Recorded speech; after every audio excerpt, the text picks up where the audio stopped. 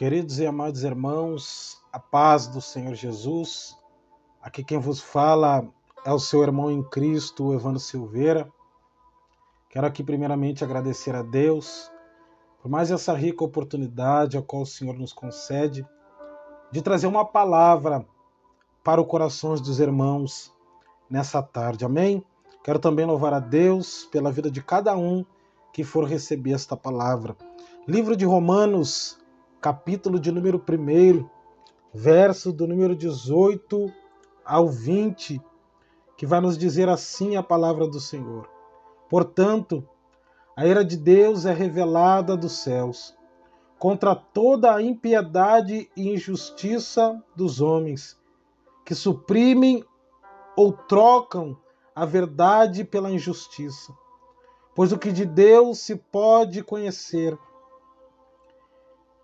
é manifesto entre eles, porque Deus lhe manifestou. Pois desde a criação do mundo, os atributos invisíveis de Deus, seu eterno poder e sua natureza divina, têm sido vista claramente, sendo compreendidos por meio das coisas criadas, de forma que tais homens são indisculpáveis. Meu irmão, ninguém, nem mesmo quem nunca tenha ouvido falar da Bíblia e nem de Cristo, tem desculpa para não ter Deus na mais alta conta, pois todos o universo criado o revela. Meus irmãos, Paulo nos diz que a ira de Deus é revelada nos céus. Então vamos nos focar e ver o que a ira de Deus significa. A Bíblia ensina claramente que o nosso Pai Celestial é um Deus de amor. Por isso algumas pessoas estão perturbados com a ideia de um Deus de amor que possui ira. Eles veem este atributo, meus irmãos, como estando em conflito. Mas os atributos de Deus são equilibrados. Deus, ele é perfeito em seu amor. Ele também é perfeito em sua santidade, em sua justiça. Abacuque escreve no seu livro, no capítulo 1, verso 13, dizendo: Tu és tão puro de olhos para contemplar o mal, e não pode olhar sobre a maldade. Meus irmãos, Deus ama a todos nós.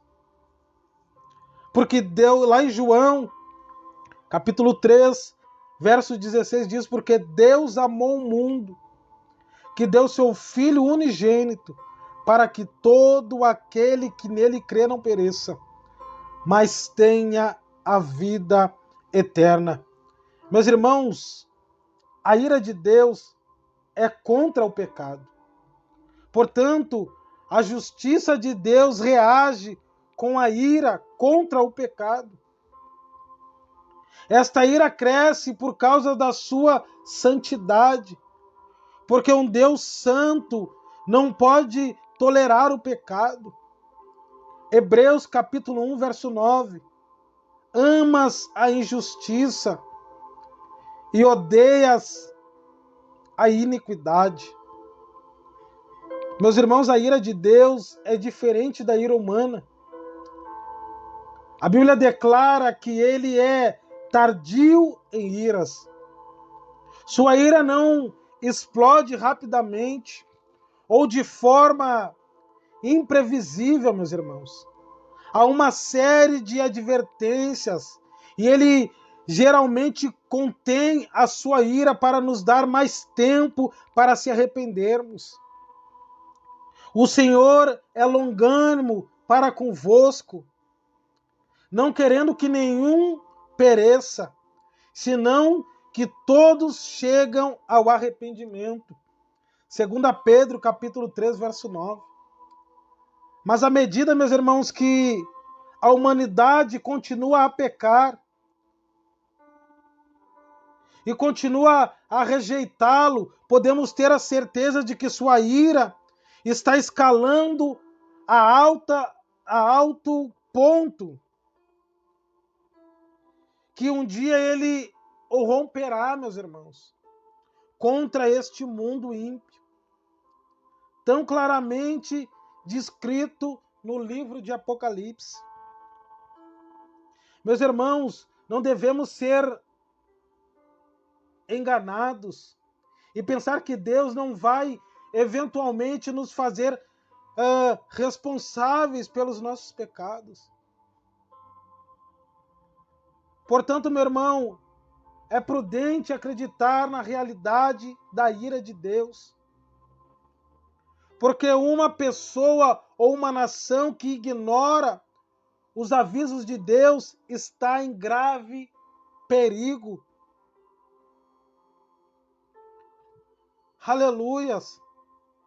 Se alguém acredita que o único e verdadeiro Deus não é um Deus de ira, então eles estão indo contra o que Deus tem claramente revelado sobre si mesmo. Olha que palavra tremenda. Olha o que Deus está falando aos nossos corações. Quando o dia do juízo final chegar, nenhuma reivindicação, meus irmãos, de ignorância vai servir como uma desculpa. Deus não levará ninguém por inocente no dia do juízo final. Ninguém vai poder dizer que não foi avisado dos seus pecados. Ninguém nunca vai poder dizer diante de Deus, ninguém nunca falou que eu estava em pecado ou que eu estava fazendo algo errado. Deus não levará ninguém por santo naquele dia.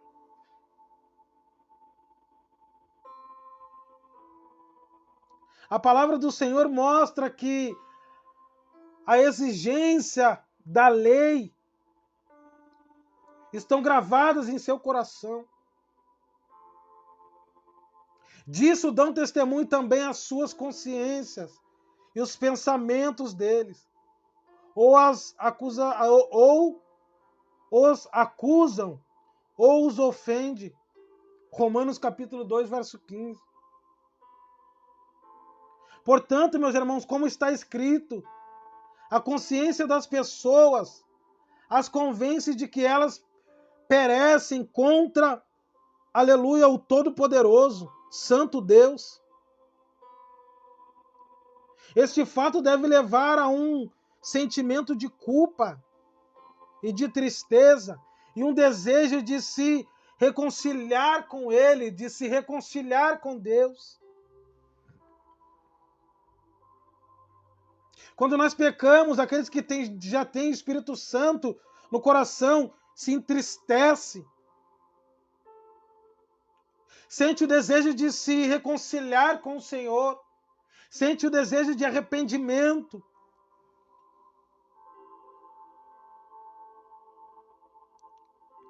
No entanto, meus irmãos, a palavra de Deus nos adverte que muitas pessoas se tornam tão rebeldes e perversas que já não têm uma consciência. O Espírito diz claramente que nos últimos tempos alguns abandonarão a fé e seguirão espíritos enganadores ou doutrinas de demônios. Tais ensinamentos vêm de demônios, de homens, hipócritas e mentirosos que têm a consciência cauterizada. 1 Timóteo, capítulo 4, verso 1 e 2. Por exemplo, meus irmãos, muitas pessoas má na Igreja Católica Romana, chamados de sacerdotes, bispos, cardeais, freiras, papas, criminalmente, aleluias, molestaram, violentaram, torturaram, meus irmãos, e assassinaram centenas de milhares de preciosas crianças inocentes, mulheres e homens, através de existências desta má instrução, em nome de Jesus. Deus nos adverte sobre essas pessoas más.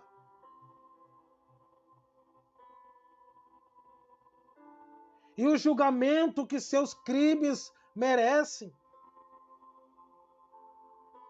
Pois eles difamam o que desconhecem. E são como criaturas irracionais, guiadas pelos instintos, nascidas para serem capturadas e destruídas, serão corrompidos pela sua própria corrupção. 2 Pedro, capítulo 2, verso 12. Esses criminosos malignos, meus irmãos, e milhões de pessoas como eles, são possuídos por demônios. E têm a consciência cauterizada.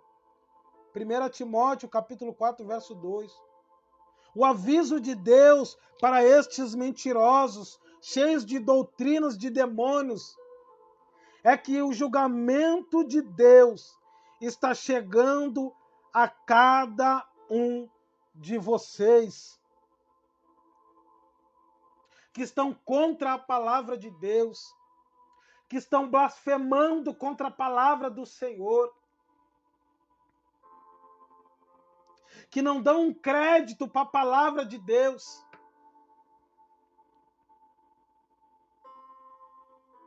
O julgamento de Deus está chegando para cada um de vocês.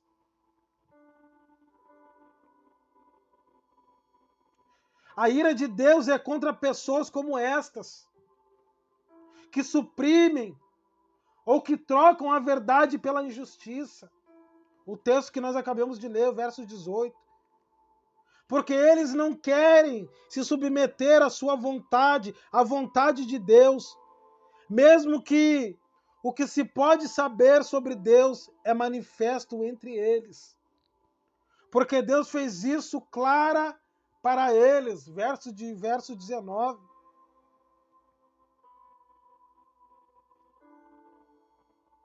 No dia do juízo final, meus irmãos, ninguém pode afirmar que eles eram ignorantes de Deus, ou que aqueles que estão ouvindo esta palavra são ignorantes de Deus, e ignorantes de suas responsabilidades, de buscá-lo, de adorá-lo, de obedecê-lo. Porque desde a criação do mundo, os atributos invisíveis de Deus, seu eterno poder e sua natureza divina, têm sido vistos claramente, sendo compreendidos por meio das coisas criadas, de forma que tais homens são indisculpáveis.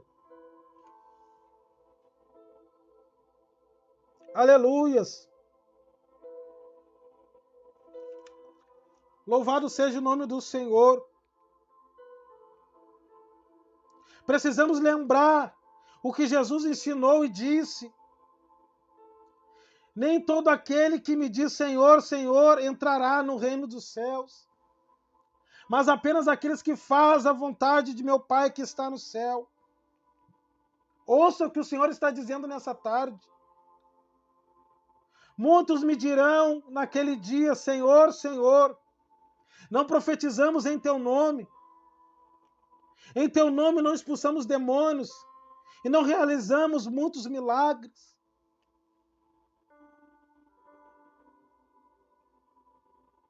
Olha o que o Senhor diz no verso 23, então eu lhes direi claramente, nunca os conheci, afastem-se de mim vocês que praticam o mal. Mateus capítulo 7, verso 21 ao 23.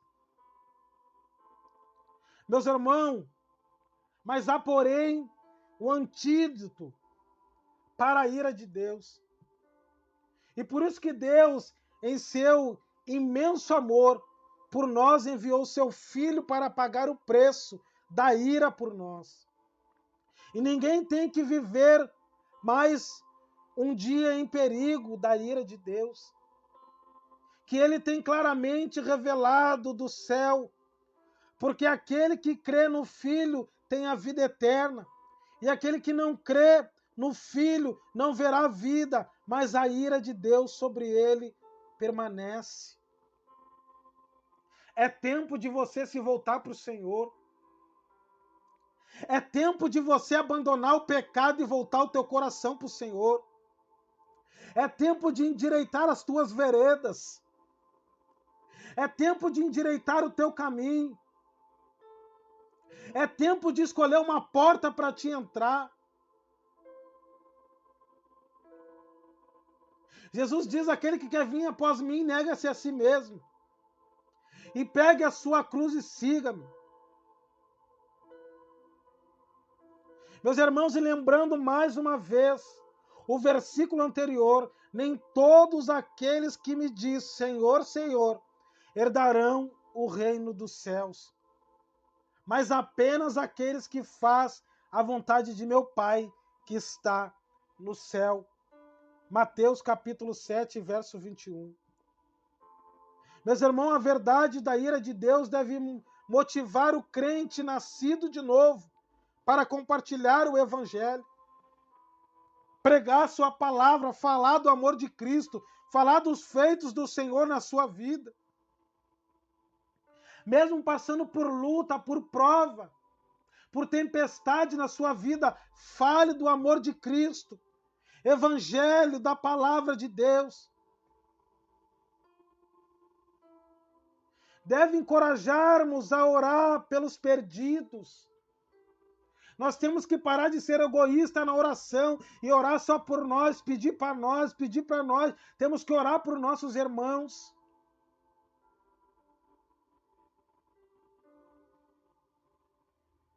Porque todos nós devemos comparecer perante o tribunal de Cristo, para que cada um receba de acordo com as obras praticadas por meio do corpo. Quer sejam as boas, quer sejam as más. 2 Coríntios capítulo 5, verso 10 a 11. Meus irmãos, que Deus nos dê o desejo de alcançar as almas e proclamar a verdade da sua palavra, fielmente, meus irmãos, para os que estão perecendo, para os que estão perdidos lá fora, para aqueles que estão desenganados na droga, na bebida, na prostituição. Muitos não querem mais pregar o evangelho da verdade. Muitos só querem pregar prosperidade. Isso não cura ninguém, não liberta ninguém. Nós temos que pregar a cruz. Porque outra hora nós estávamos lá no mundo. E alguém um dia veio até nós e pregou esta palavra de cruz, para que nós hoje pudéssemos estar aqui pregando esta palavra para ti que está ouvindo esta palavra.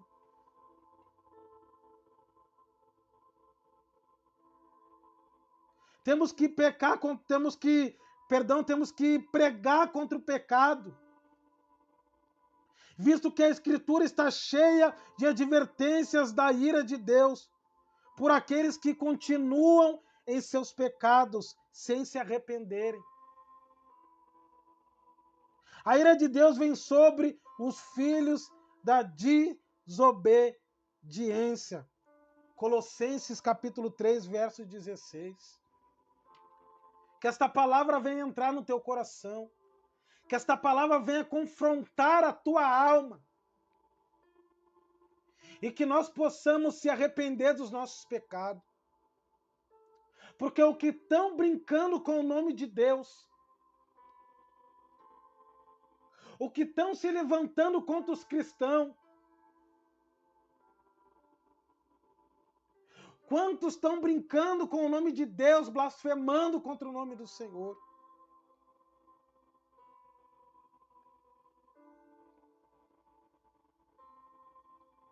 Aleluias! Mas é dia de se arrepender hoje. Deus está te chamando ao arrependimento nessa tarde. Deus está te chamando para uma vida nova. Deus quer transformar a tua vida, a tua história. Deus quer transformar o teu caráter.